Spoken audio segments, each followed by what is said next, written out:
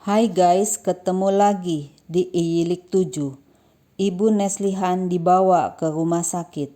Neslihan dan Sinan melihat ayahnya datang juga ke rumah sakit.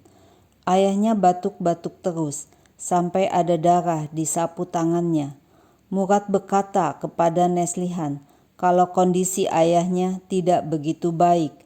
Neslihan bertanya kepada Murad, bagaimana ayahnya bisa mendengar dan tahu hari pertunangan Sinan? Murad berbohong dengan mengatakan tidak tahu. Neslihan pikir bahwa kepergian ayahnya adalah masalah terbesar, tapi nyatanya ayahnya datang malah menjadi masalah utama. Neslihan bertanya, bagaimana ayahnya tahu kalau ada pertunangan? Ayahnya tidak mau mengaku. Ayahnya datang karena pertunangan Sinan.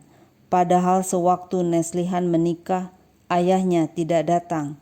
Neslihan mengeluh kalau ayahnya membawa kepedihan, baik ada atau tidak ada bagi keluarga. Padahal Neslihan menyalahkan ibunya selama ini karena kepergian ayahnya. Sekarang baru mengerti kalau keputusan ibunya adalah benar. Laki-laki yang tidak memikirkan keluarganya tidak mempunyai hak untuk melihat keluarganya lagi. Ibunya memaafkan ayahnya dan mengadopsi anak dari selingkuhan ayahnya.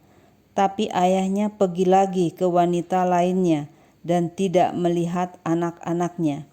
Jika Neslihan jadi ibunya, pasti akan melakukan hal yang sama.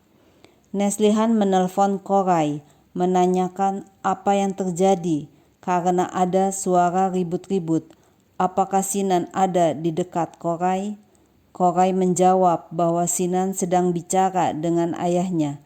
Sinan marah sekali dan berteriak bahwa Harun menjadi ayahnya hari ini untuk pertama kalinya. Sinan menanyakan di mana dan siapa ibu kandungnya. Ayahnya mengatakan bahwa ibunya ada di dalam rumah sakit. Sinan tidak percaya perkataan ayahnya. Damra bertanya kepada Murad, siapa yang mengundang ayah Sinan ke pesta? Murad mengatakan bahwa pertunangan Damra dan Sinan tidak akan pernah terjadi. Damla senang sekali karena ternyata Murad mencintainya.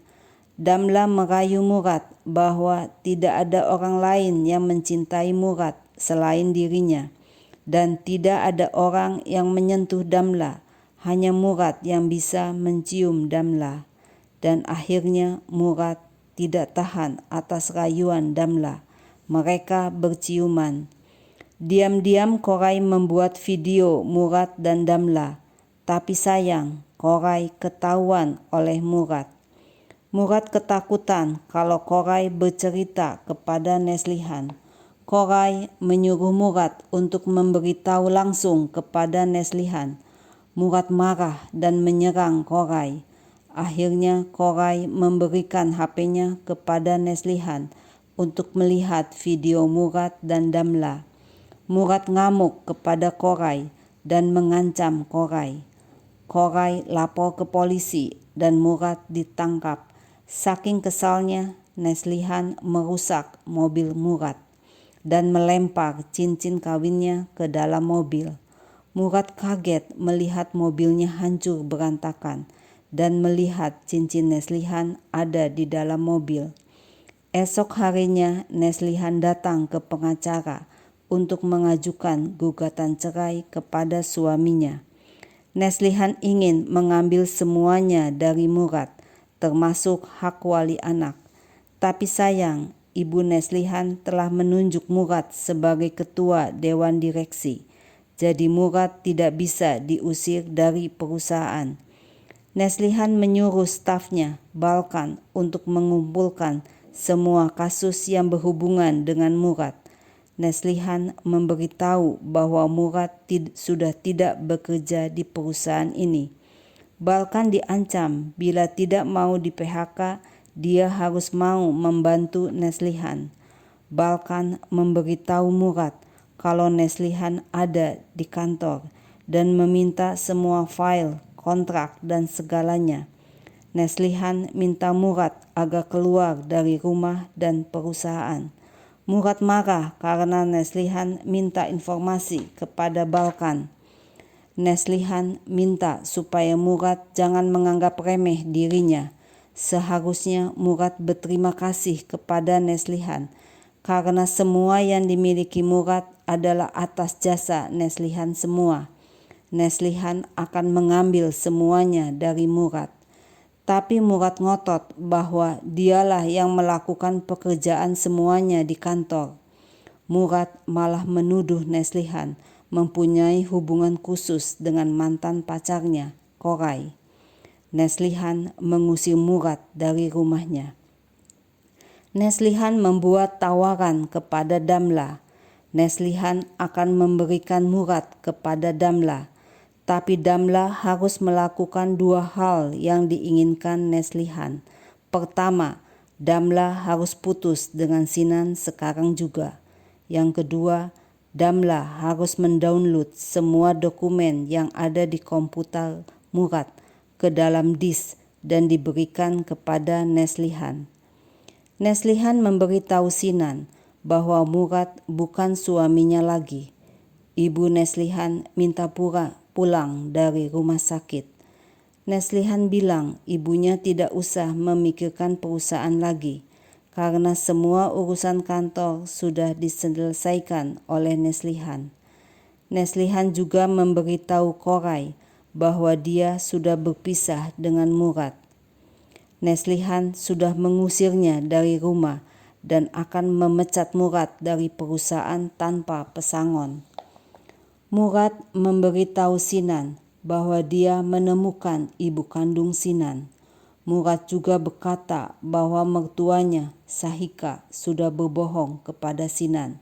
Sahika mengambil Sinan dari tangan ibu kandungnya dan tidak membolehkan ibu Sinan melihat anaknya. Dan Neslihan juga tahu hal ini. Murad dengan liciknya tersenyum setelah membohongi Sinan dengan kata-katanya. Murad juga menunjukkan mobilnya yang hancur kepada Sinan dan berbohong bahwa Neslihan marah karena Murad menemukan ibu kandung Sinan. Murad berbohong bahwa perusahaan, kekuasaan, dan uang yang membutakan Neslihan dan Sahika. Murad meminta bantuan Sinan bila dia ingin balas dendam kepada Neslihan dan Sahika dengan cara memberikan suara buat Murad. Murad memohon dengan memelas kepada Sinan supaya Murad mendapat hak wali atas kedua anaknya. Neslihan berterus terang kepada kedua anaknya bahwa dia akan bercerai. Koray memeluk Neslihan, memberikan dukungan atas masalah yang dihadapi Neslihan. Neslihan mendapat SMS dari Damla bahwa ia sudah mengkopi semua informasi yang ada di laptop Murad. Neslihan senang dan memeluk Koray, tapi ada orang yang memfoto mereka. Pagi harinya rapat direksi diadakan. Lalu siapa yang akan menjadi ketua dewan direksi pengganti Sahika? Murad dan Sinan kaget melihat Neslihan masuk ke ruangan. Ternyata Neslihan yang menjadi ketua dewan direksi. Lalu apa yang akan terjadi selanjutnya? Saksikan terus ya guys. Jangan lupa like dan tekan loncengnya ya.